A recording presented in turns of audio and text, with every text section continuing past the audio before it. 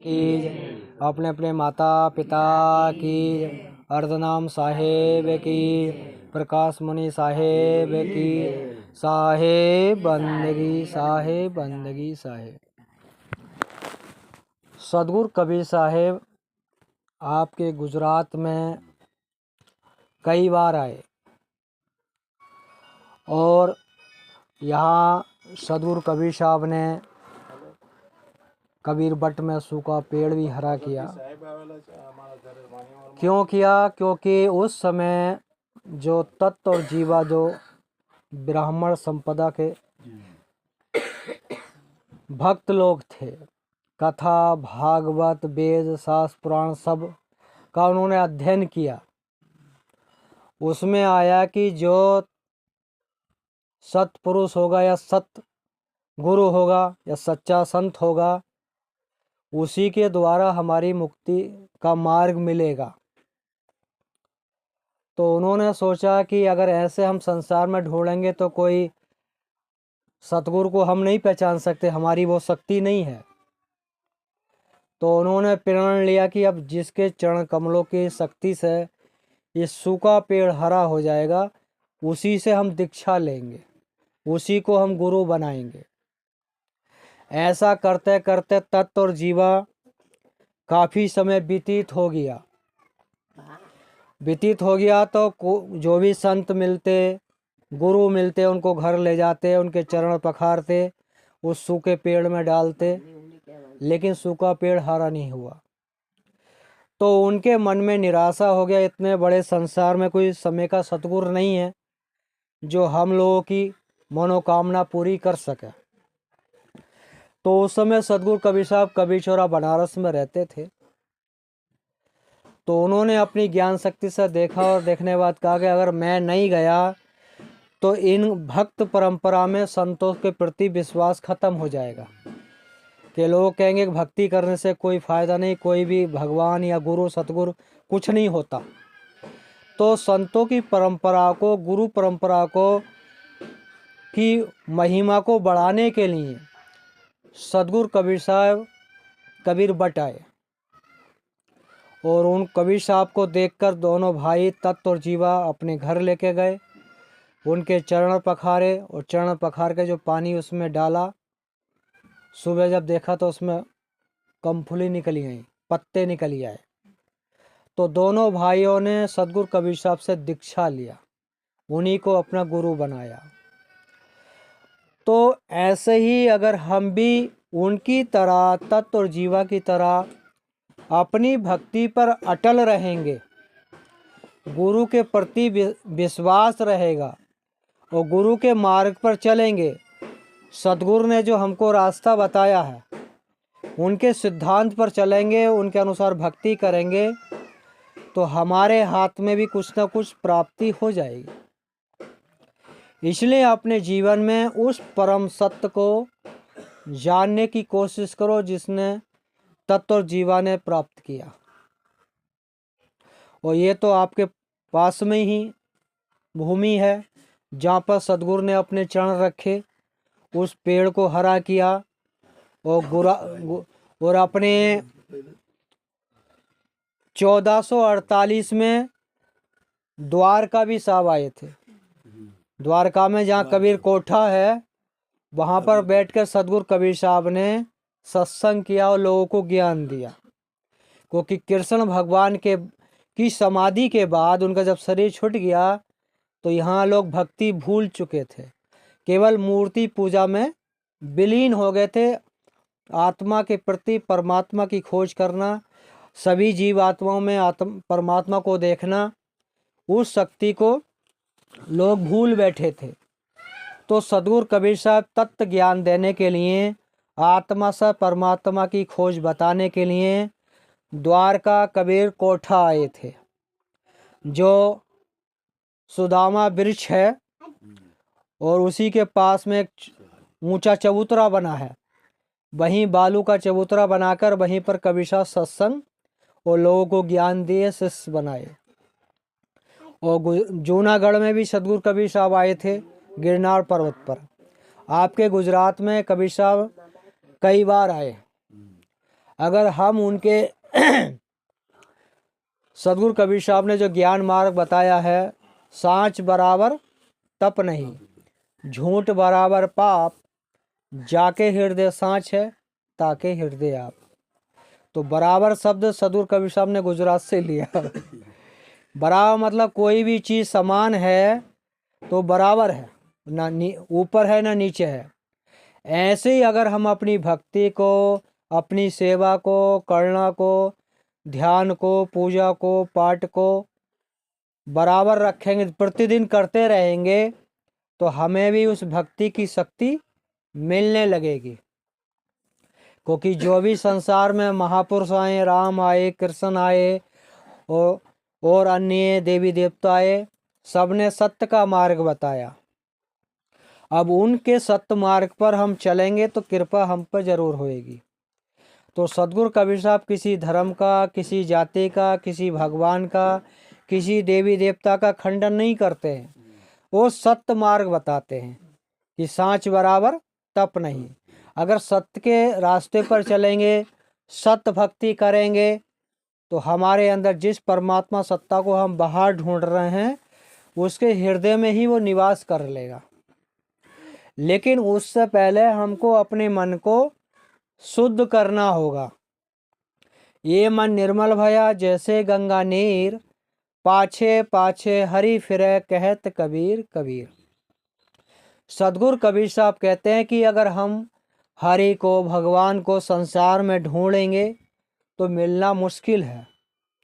अगर हम उसकी जगह अपने मन को पवित्र कर लेंगे, मन को शांत कर लेंगे, गंगा के जल के तरह शुद्ध कर लेंगे, तो गुरु रूप में, माता रूप में, पिता रूप में, भाई रूप में, बहन रूप में वो परमात्मा के दर्शन हमको हो जाएंगे। लेकिन गुरु मर्यादा पर हम चलते हैं, गुरु भक्ति करते हैं, माता पिता की सेवा नहीं करते, सास ससुर की सेवा नहीं करते, भाई भाई प्रेम से नहीं रहते, पति पत्नी प्रेम से नहीं रहते, तो भी भक्ति में कमी आ जाती है। इसलिए सभी लोगों से, जो भी हमारे पड़ोस में रहते हैं, भाई बंधु हैं, माता पिता हैं, सास ससुर हैं, सभी से प्रेम भाव से रहेंगे, सबकी हम देख रेख करेंगे, जभी तो भगवान हम पर कृपा करेगा। और जिसको सदगुरु कहते कि सब घट मेरे साइयाँ, सोनी सहज न कोय, बलिहारी वहाँ घट की जहाँ प्रगट होए। तो सदगुरु कबीर साहब सभी जीव आत्मा के अंदर परमात्मा बता रहे हैं। अगर हम अपने भाई को सताएंगे तो परमात्मा को तो सता रहे हैं, माता को सताएंगे तो परमात्मा को तो सता रहे हैं, भाई को सताएंगे तो परमात्मा को तो सता रहे हैं, पत्नी को सताएंगे तो परमात्मा को तो सता रहे हैं, पति को सताएंगे तो परमात्मा को तो सता रहे हैं। तो सदगुरु कहते किसी भी जीव आत्मा को हमको अपनी वाणी से, अपने कर्म से दिल नहीं दुखाना है। ऐसे वचन हमारे होने चाहिए कि हमारे कर्म से, हमारी भक्ति से, हमारी वाणी से सबके प्रति प्रेम की भावना हो, करुणा की भावना हो, दया की भावना हो, तो परमात्मा हमारे हृदय में ही प्रकाशित हो जाएगा। अगर इस मार्ग से चलेंगे तो परमात्मा हमारे हृदय में प्रकाशित हो जाएगा। और इस मार्ग को छोड़कर दूसरे मार्ग पर चलेंगे, घृणा के मार्ग से चलेंगे, क्रोध के मार्ग से चलेंगे, तो हमारे हृदय में भगवान प्रकट नहीं होगा, फिर शैतान प्रकट हो जाएगा। ना माता की सेवा कर पाएंगे, ना पिता की कर पाएंगे, ना पड़ोसी से प्रेम से रह पाएंगे, ना भाई भाई प्रेम से रह पाएंगे।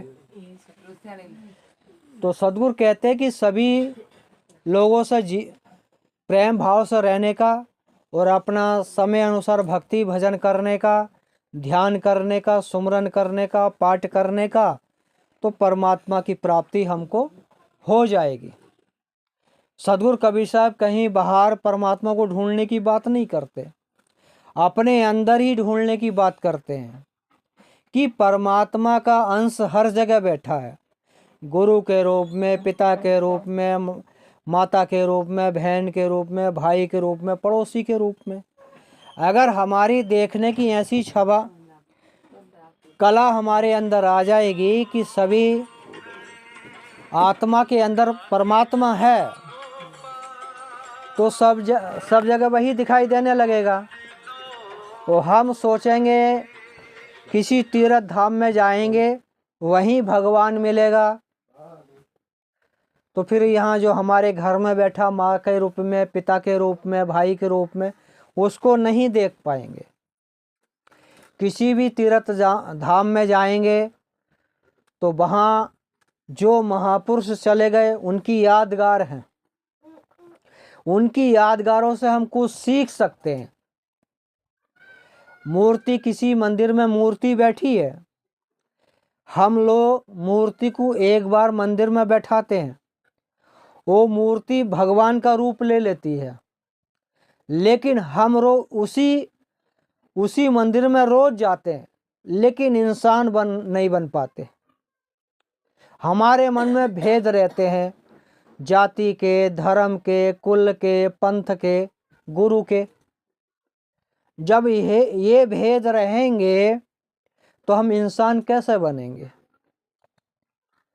तो हमसे अच्छा तो जो हमने प्रतिमा को बनाया, मंदिर में स्थापित किया, एक बार वो मंदिर में बैठा, वो भगवान बन गया, लेकिन हम उसी मंदिर में जा रहे हैं रोज, इंसान बनकर नहीं निकल रहे, तो भगवान की कृपा कैसे होगी? मंदिर का भगवान शांत रहता है, किसी की निंदा नहीं करता, चुगली नहीं करता, बेईमानी नहीं करता, अंडा नहीं खाता, मुर्गा नहीं खाता, भैंसा नहीं खाता, शराब नहीं पीता, गुटखा नहीं खाता, खैनी नहीं खाता, मावा नहीं खाता। कितनी चीज़ें वो मंदिर का भगवान हमको सिखा रहा है, लेकिन हम सीखने के लिए तैयार नहीं।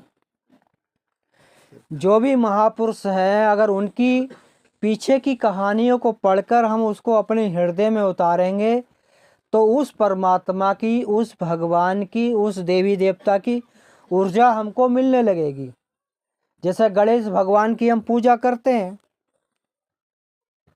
तो गणेश भगवान ने अपने जीवन में क्या किया, जो अपना वो श्रेष्ठ बन गए, उनके लक्षणों को हम भूल गए। गणेश भगवान में किसी की भी पूजा नहीं की, केवल अपने माता पिता की पूजा की। अगर हम भी अपने माता पिता की पूजा करेंगे, उनको समय से भोजन देंगे, उनसे प्रेम भाव से रहेंगे, जभी तो गणेश भगवान की हम पर कृपा होगी। लेकिन गणेश भगवान की हम आरती तो करते हैं, लेकिन उन्होंने जो कार्य किए, कैसे वो श्रेष्ठ बने, इंसान से भगवान बन गए, उन कार्यों को हम भूल गए। तो फिर भगवान की, गुरु की, सतगुरु की कृपा हमारे ऊपर कैसे होगी? उनके सिद्धांत पर चलेंगे, उनके ज्ञान पर चलेंगे, उनके भक्ति मार्ग पर चलेंगे, जब ही उनकी कृपा हम पे हो जाएगी। जिसको सतगुरु कहते हैं, मौकों का ढूंढे बंदे, मैं तो तेरे पास में, ना मंदिर में, ना मस्जिद में, ना काशी, ना कैलाश में।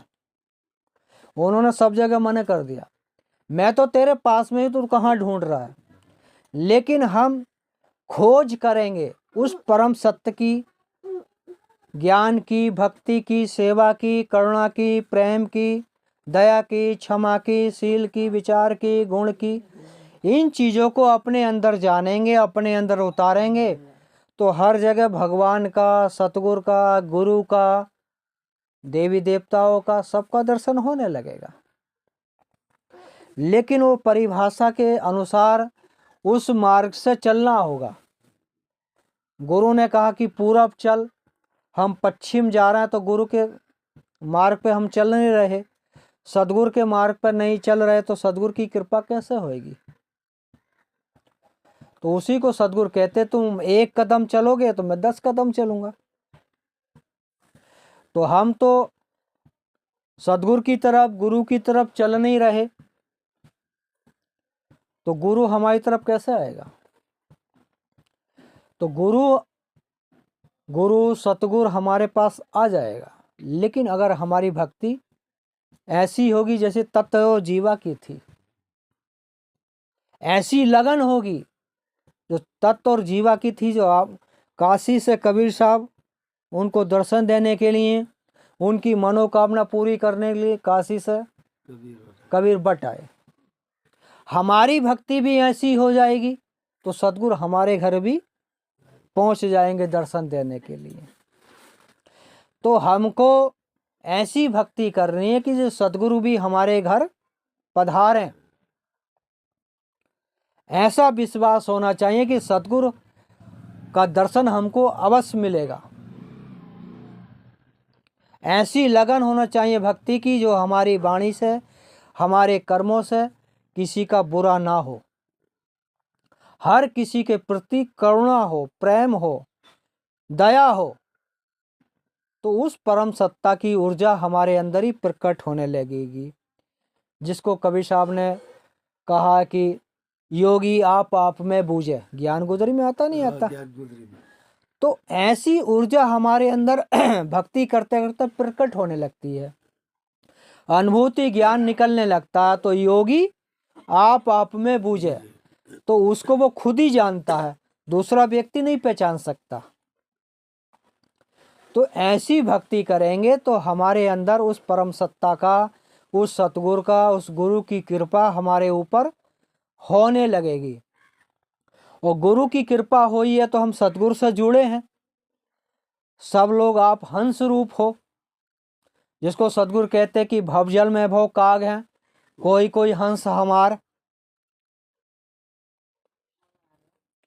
हंस और बगला का दोनों का एक ही रंग होता है, लेकिन हंस जो मोती खाता है वो बगला मछली खाता है। रूप दोनों का एक ही है, लेकिन भाषा का और रहनी गहनी का अंतर है। हंस किसी का खेत नहीं खाता।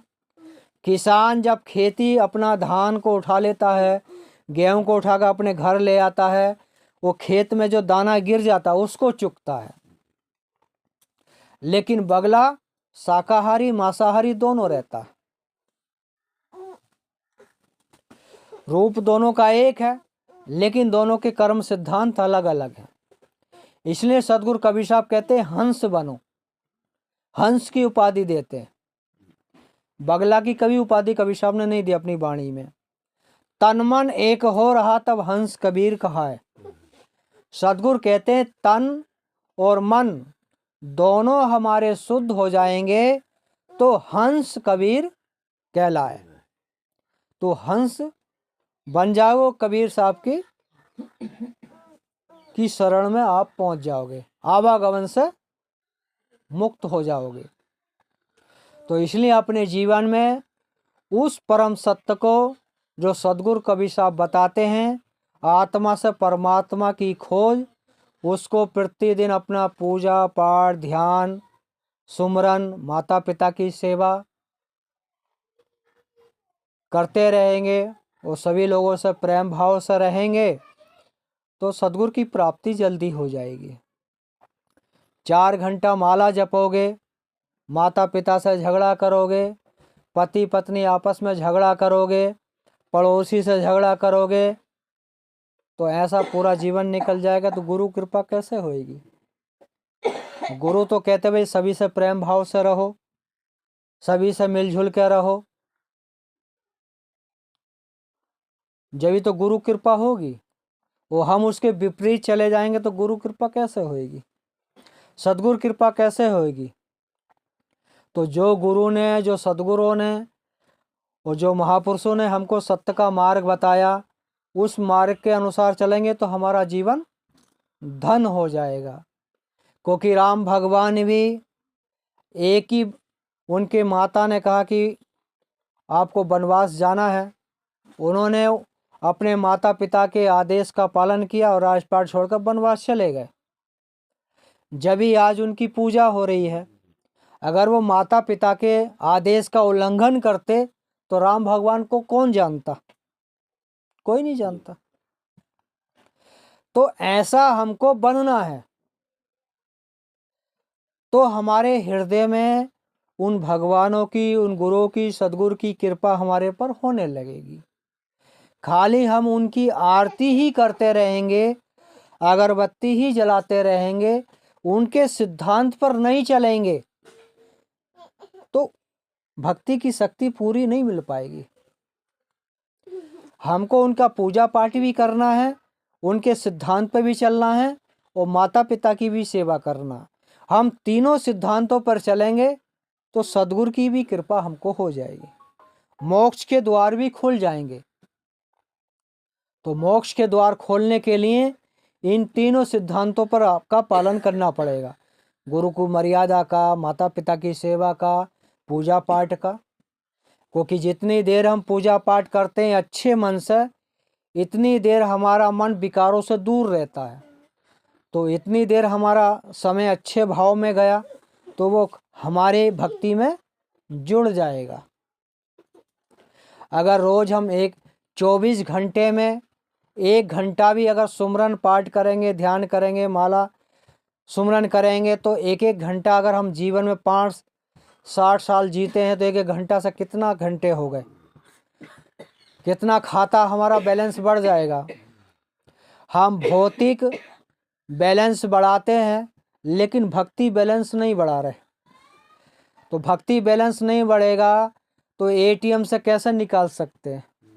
हमने खाता तो खुलवा लिया, गुरु के दरबार में गुरुमुख हो गए, लेकिन भक्ति रूपी किस्त जमा नहीं कर रहे, तो भक्ति रूपी खाता का बैलेंस कैसे बढ़ेगा। तो इसलिए कंटिन्यू अपने प्रतिदिन अपना 1 घंटा, आधा घंटा, 10 मिनट, 20 मिनट या जो भी आपके पास समय, जितना समय निकल रहा है उसको पूजा पाठ में, ध्यान में, सुमरन में लगाइए। तो भक्ति रूपी बैलेंस आपका बढ़ता रहेगा, खाता आपका भर जाएगा, मोक्ष का द्वार खुल जाएगा, है ना। इसलिए अपने जीवन में उस परम सत्य को जानने की जरूरत, कोशिश करो। परमात्मा आपके आसपास ही घूम रहा है, लेकिन हमारी आंखों पर काली पट्टी लगी है। हृदय की जो आंखें हैं वो बंद हैं।